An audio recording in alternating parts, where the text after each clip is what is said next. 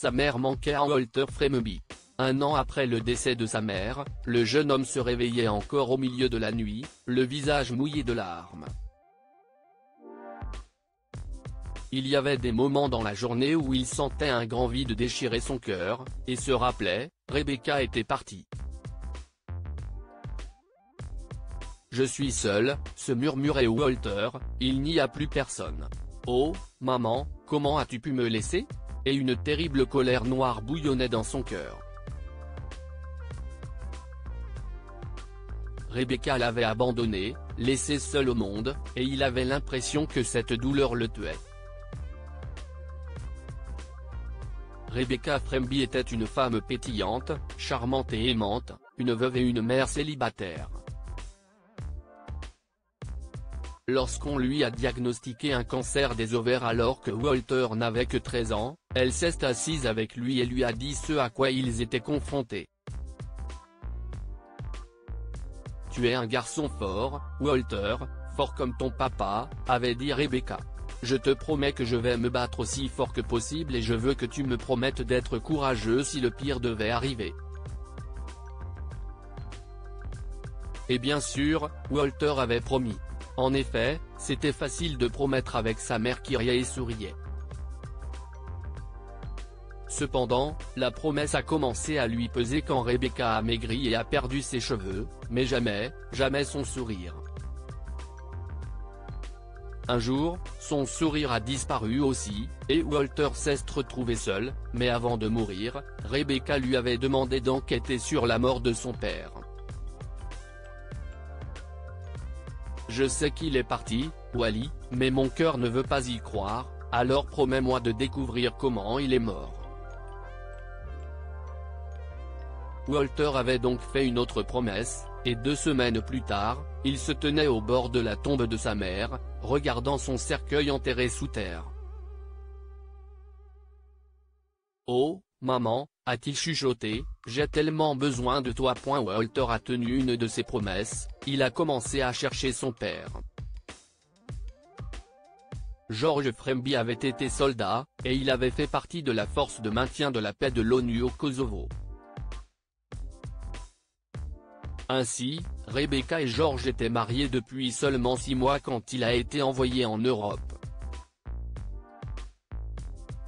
À peine 2 mois plus tard, Rebecca a reçu de nouvelles, la disparition de George au combat, et sa grossesse. George Fremby n'avait jamais su qu'il avait un enfant, mais Rebecca avait gardé sa mémoire vivante pour son fils. Désormais sans père ni mère, Walter se concentre sur ses études et cherche à découvrir tout ce qu'il peut sur la dernière mission fatale de son père. Chaque semaine, Walter se rendait sur la tombe de Rebecca et de temps en temps, il y trouve une photo. La première photo était celle d'une très jeune Rebecca dans un uniforme de pom-pom girl, puis un mois plus tard, une autre photo, cette fois de Rebecca à l'université. Walter a pris les photos.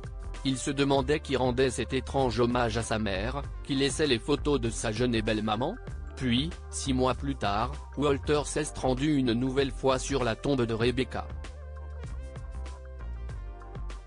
Cette fois, il avait des nouvelles de son père. Walter a découvert que tous les hommes qui avaient servi avec son père étaient morts, et que si la plupart de leurs corps ou de leurs plaques d'identité avaient été retrouvés, ce n'était pas le cas de George. Maman, tout ce que je sais, si est que la dernière fois qu'on l'a vu, c'était le 24 septembre 1999. Lui et ses camarades avaient reçu l'ordre de protéger un village d'un groupe de miliciens, mais quelque chose a mal tourné, maman. Ses amis, ses camarades, ils sont tous morts. Une voix murmurait derrière lui, quelque chose, oui, de très mauvais. Ils savaient que nous étions là, ils nous ont pris entre 2 feux. La voix appartenait à un homme grand et mince avec une terrible cicatrice sur le visage. L'homme sanglotait. « Morts, oui, mes amis, ils sont tous morts et je n'ai pas pu les sauver. » Je ne pouvais pas revenir à la maison avec toi Rebecca. Walter a tendu la main et a touché l'homme sur l'épaule.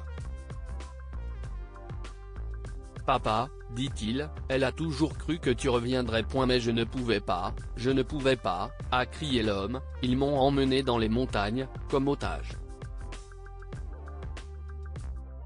Ils m'ont traîné d'un endroit à l'autre pendant des années, des années.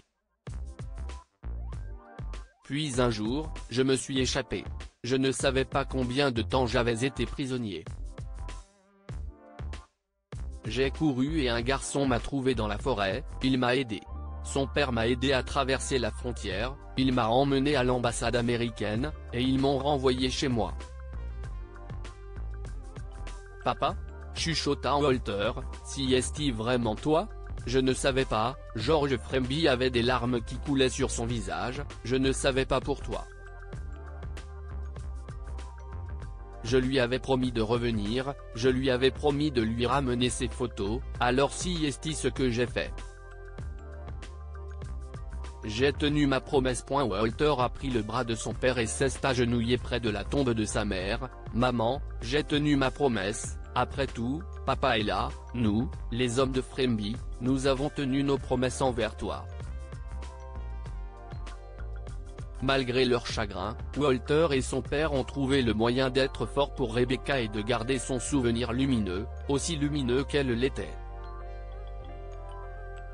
Que pouvons-nous apprendre de cette histoire ?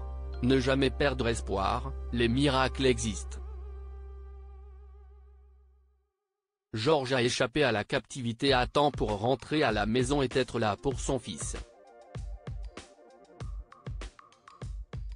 Écoutez votre cœur, il en sait plus que vous. L'armée a dit à Rebecca que George était mort, mais dans son cœur, elle ne l'a jamais cru, et elle avait raison. Partagez cette histoire avec vos amis.